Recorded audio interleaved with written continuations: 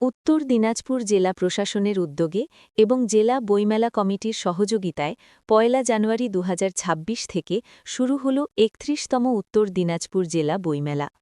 Islampur court ময়দানে এই বর্ণাঢ্য মেলার আয়োজন করা হয়েছে।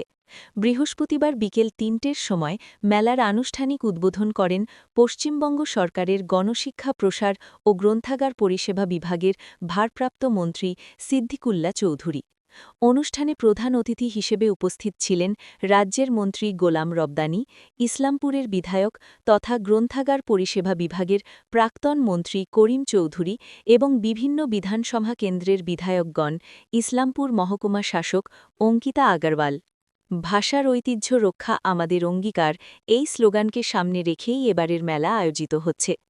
বই কিনুন, বই পড়ুন, বই পড়ান বার্তার মাধ্যমে সাধারণ মানুষকে গ্রন্থমুখী হওয়ার আহ্বান জানানো হয়েছে। মেলা প্রাঙ্গণে স্থানীয় ও রাজ্যের বিভিন্ন প্রান্তের নামী প্রকাশনা সংস্থার প্রায় ৭৫টি স্টল রয়েছে।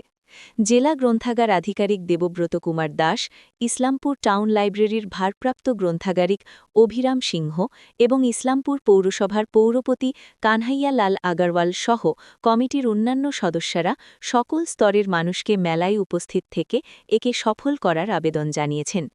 মেলায় সকলের জন্য প্রবেশ অবাধ রাখা হয়েছে।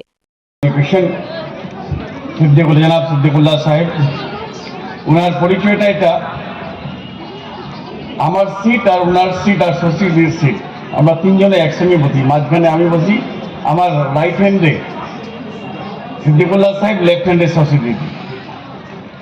অনেক তর্ক বিতর্ক হয় ওনার সাথে কাজ নিয়ে।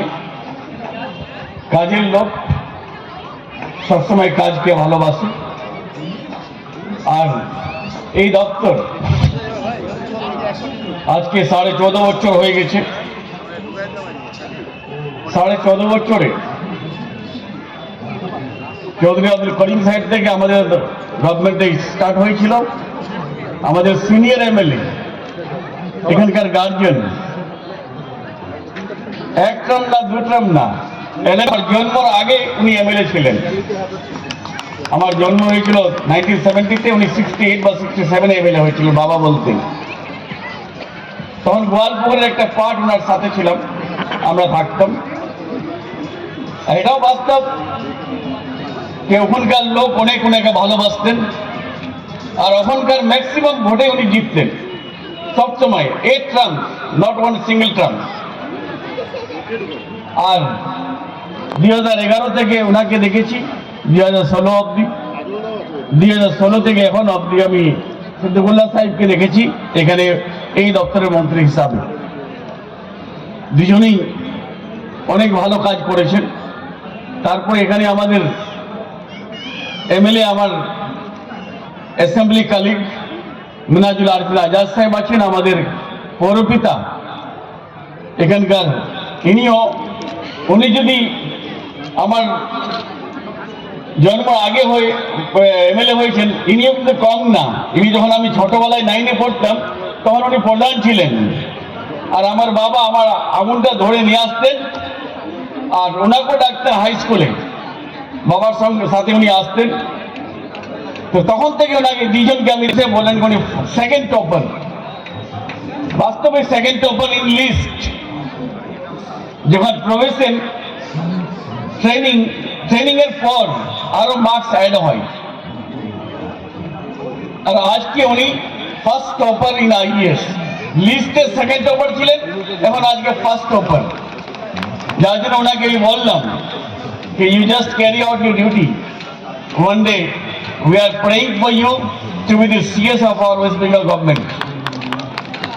আজকে যেরকম আমাদের নন্দিনী সাহিবা চিফ সেক্রেটারি হয়েছেন 94 ব্যাচ। নেক্সট আগে নন্দিনী চক্রবর্তী হয়েছিলেন হোম সেক্রেটারি, তারপর কালকে বিকালে চিফ সেক্রেটারি। একদিন এরাও যাবে ওই জায়গাতে। আর এই মহকুমা থেকে একটা আমাদের ছেলে এই চৌসিয়া বস্তির, চৌসিয়া থেকে যেখানে 2 লক্ষ কোটি টাকার লাঞ্ছনা বঞ্চনা, যেখানে টাকাটা বন্ধ করে রেখেছে এমজি এনার্জি, তারপরে পিএমএওয়াই, সব টাকা বন্ধ পশ্চিমবাংলার, তাও কিন্তু বুক স্টল বা বুক ফেয়ার বা কোনো কর্মসূচি বা কোনো স্কিম ডিলিট হয়নি। আর অমিত শাহ বলছে কি সার্চ ডিলিট অ্যান্ড রিপোর্ট।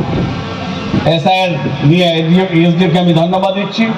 এসআইআরটা আমাদের ভালো করে হয়েছে, আবার বিভিন্ন চক্রান্ত চলছে, ওটার আমি এখন কথা বললাম এসআইআর নিয়ে, এগুলো চক্রান্ত আমরা মানব না। থ্যাংক ইউ, ধন্যবাদ। আমাদের লাইব্রেরি সায়েন্স জিন্দাবাদ আর বুক স্টল জিন্দাবাদ। থ্যাংক ইউ, ধন্যবাদ। সবচেয়ে প্রথমে আমি অভিনন্দন জানাচ্ছি ইসলামপুর মিউনিসিপ্যালিটি চেয়ারপারসন আর আমাদের এসডিও সাহেব, যারা অত্যন্ত পরিশ্রম করে আজকে এই বইমেলাকে এখানে দাঁড়িয়ে নিয়ে এসেছেন। আর আজকে সবাই খুদেদেরকে আমি একটা ছোট জিনিস বলবো। আমি ক্লাস 4-এ ছিলাম যখন আমার একজন টিচার ছিলেন শম্পা মুখার্জি, আমার আজকেও মনে আছে। উনি আমাকে বলেছিলেন যে অঙ্কিতা, তুমি স্কুলের বই পড়ো ভালো, কিন্তু তুমি স্কুলের সিলেবাসের বাইরে বই পড়তে শুরু করো। সেই একদিন ছিল, সেই একটা অ্যাডভাইস ছিল। আর আজকে আমি যে দাঁড়িয়ে আছি, যেখানে আমি আজকে দাঁড়িয়ে আছি, এটা 90% সেই অ্যাডভাইসের আছে। উনি সেদিন আমাকে এটা যদি বলতেন না, আমি স্কুলের বাইরে বই পড়তে শুরু করতাম না। আমি সত্যি বলছি, আজ অবধিও সব সময় আমার হাতে এক না এক বই থাকে, কোনো না কোনো বই আমি পড়তেই থাকি। আর এই ওনার এই অ্যাডভাইসের কারণে আমার একটা বই পড়ার একটা হ্যাবিট শুরু হলো। এই কারণে আমার কনসেন্ট্রেশন বাড়লো, আমার ডিসিপ্লিন বাড়লো। এই কারণে আমি ইউপিএসসি ক্লিয়ার করতে পারলাম। আর আজকে আমি যে দাঁড়িয়ে আছি, এই কারণেই দাঁড়িয়ে আছি। সত্যি বলছি, আমি এক্স্যাজারেট করছি না যে বইমেলায় দাঁড়িয়ে আছি এই কারণে এই কথাটা বলবো। আজ অবধি আমি সব সময় কোনো না কোনো বই পড়তেই থাকি। তো এখানে সব খুদেদেরকে আমি অ্যাডভাইস করছি যে আপনারা বই কিনুন, বই পড়ুন। এটা আপনার খুবই বেনিফিশিয়াল হবে আপনাদের ক্ষেত্রে। এটা আমাদের মুখ্যমন্ত্রী মমতা ব্যানার্জি প্রতিটি দপ্তরে যেমন নজর দিয়ে বরাদ্দ বাড়িয়েছেন, গ্রন্থাগার পরিষেবা জনশিক্ষা প্রসারে প্রায় 6 থেকে 7 গুণ বাম জামানার থেকে বাজেট এখানে বাড়িয়েছে। গতবার যেটা জিজ্ঞেস করবো, আজকে আপনি আরেকবার বললেন যে অষ্টম তহসিল সংবিধানে বাংলা ভাষা স্বীকৃত। গর্বের বিষয় যে বাংলা ভাষা হচ্ছে ধ্রুপদী বা ক্লাসিক্যাল ভাষায় হচ্ছে পৌঁছেছে, সেই জায়গায় পৌঁছেছে। তারপরেও আপনাদের আজকে ট্যাগলাইন বইমেলাতে ভাষার ঐতিহ্য রক্ষা আমাদের অঙ্গীকার। আমাদের বক্তব্য হলো যে বাংলা ভাষাভাষী শিক্ষা থেকে যুবতীরা মুঠোফোনের দিকে এগিয়ে যাচ্ছে। ইতিহাসকে তারা দেখছে না, রচনা তারা পড়ছে না, প্রবন্ধ তারা পড়ছে না। তো আমরা রিভাইজ করছি, চাকরি নিশ্চয়ই হবে, পড়ালেখা হবে, কিন্তু বাংলা ভাষা বরাবরই মিষ্ট ভাষা এবং সম্প্রীতি, সৌহার্দ্যতা, ভালোবাসার ভাষা। ভাষা কোনোদিন মানুষকে নৈরাজ্য শেখায় না, সাম্প্রদায়িকতার প্রশ্রয় দেয় না।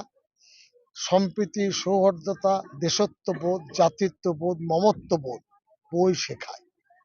এই অনুশীলনের জন্য আমরা এই অঙ্গীকার করতে চেয়েছি।